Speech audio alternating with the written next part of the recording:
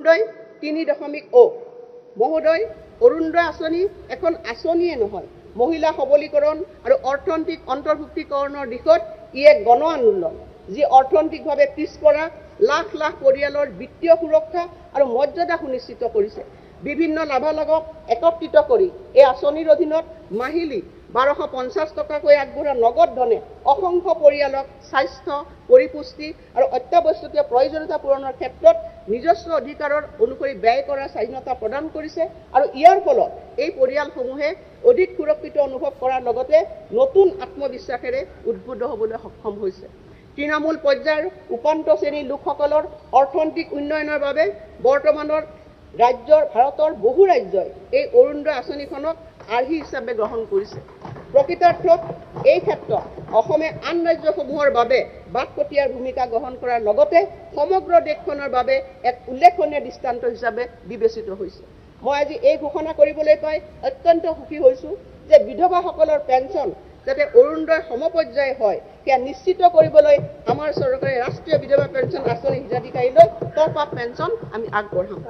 মহোদয়, আমি ২০২০ চনত অৰুণোদয় আৰম্ভ কৰি ১৮ লাখ মহিলাক সামৰি লৈছিলোঁ, যিটো ২০২৩ চনৰ ডিচেম্বৰলৈ বৃদ্ধি হৈ ২৪ লাখ হয়গৈ।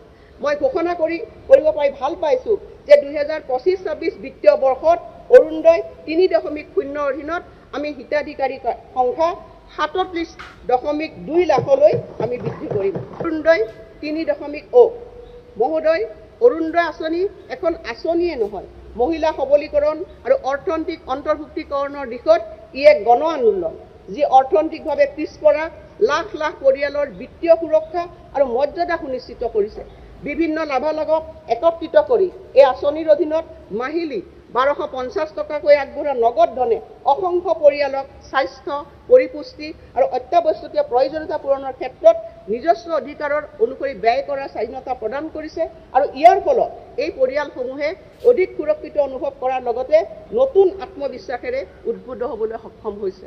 তৃণমূল পৰ্যায়ৰ উপান্ত শ্ৰেণীৰ লোকসকলৰ অৰ্থনৈতিক উন্নয়নৰ বাবে বৰ্তমানৰ ভাৰতৰ বহু ৰাজ্যই এই অৰুণোদয় আঁচনিখনক আৰ্হি হিচাপে গ্ৰহণ কৰিছে।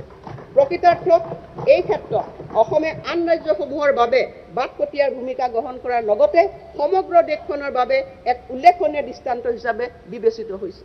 মই আজি এই ঘোষণা কৰিবলৈ পাই অত্যন্ত সুখী হৈছোঁ যে বিধৱাসকলৰ পেঞ্চন যাতে অৰুণোদয় সমপৰ্যায় হয় সেয়া নিশ্চিত কৰিবলৈ আমাৰ চৰকাৰে ৰাষ্ট্ৰীয় বিধৱা পেঞ্চন আঁচনি হিতাধিকাৰীলৈ টপ-আপ পেঞ্চন আমি আগবঢ়াম।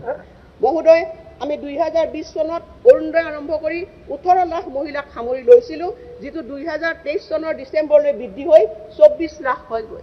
মই ঘোষণা কৰিব পাই ভাল পাইছোঁ যে ২০২৫-২৬ বিত্তীয় বৰ্ষত অৰুণোদয় ৩.০ অধীনত আমি হিতাধিকাৰী সংখ্যা ৩৭.২ লাখলৈ আমি বৃদ্ধি কৰিম।